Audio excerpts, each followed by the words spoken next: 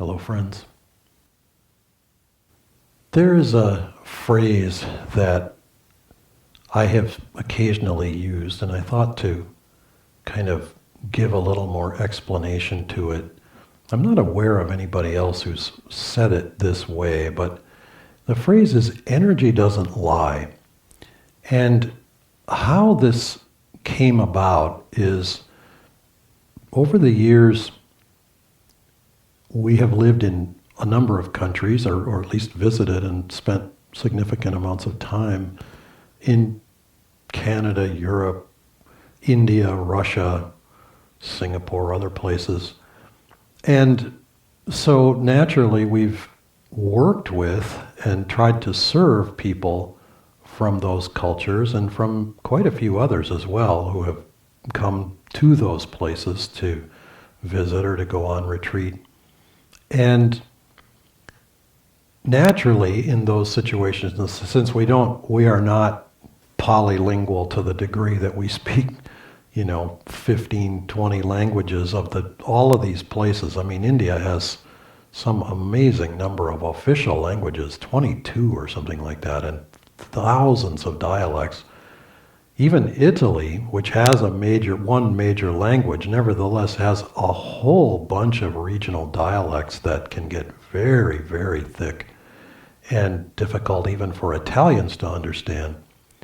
So naturally we were in and have been in many situations where we couldn't understand word by word what was being said. We could sometimes pick up phrases or the general drift of the conversation.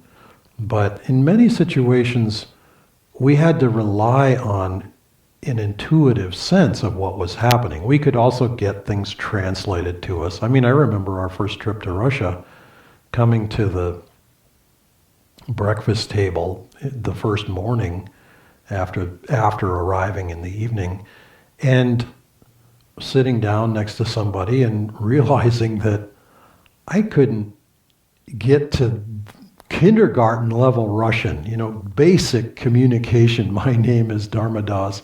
What is your name? Welcome to, I could say a few things. I had memorized a few phrases, but even basic communication, the ability to communicate simple concepts and have any kind of conversation was just almost gone, almost not there, unless a translator was nearby, which often they were. And so we had to learn to follow the energy, follow which way is the energy running.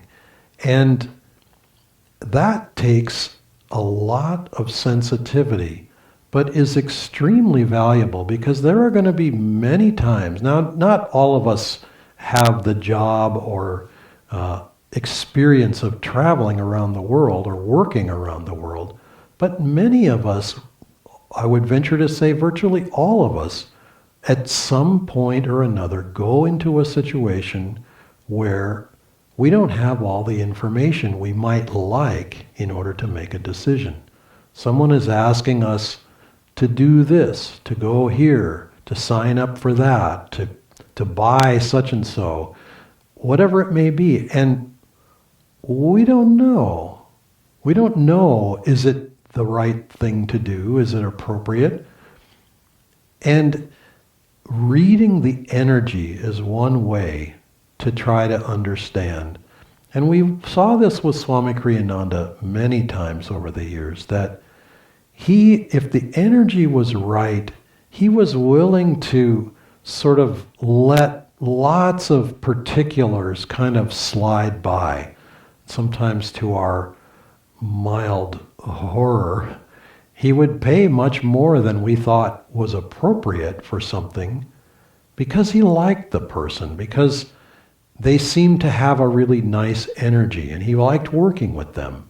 And he wasn't as interested in a hard bargain.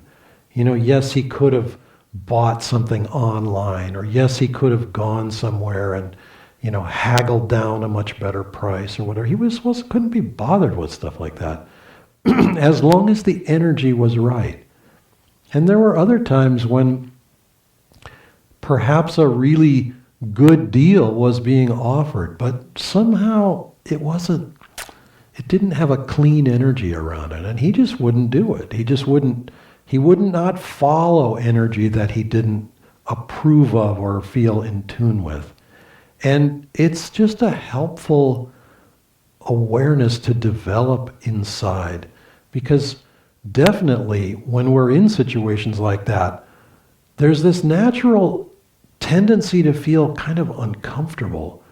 I really feel like I need to know more.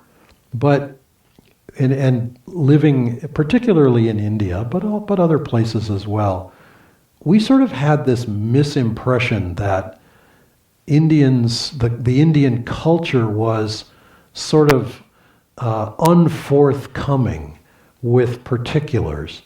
And what we came to discover is that people were quite willing to be forthcoming.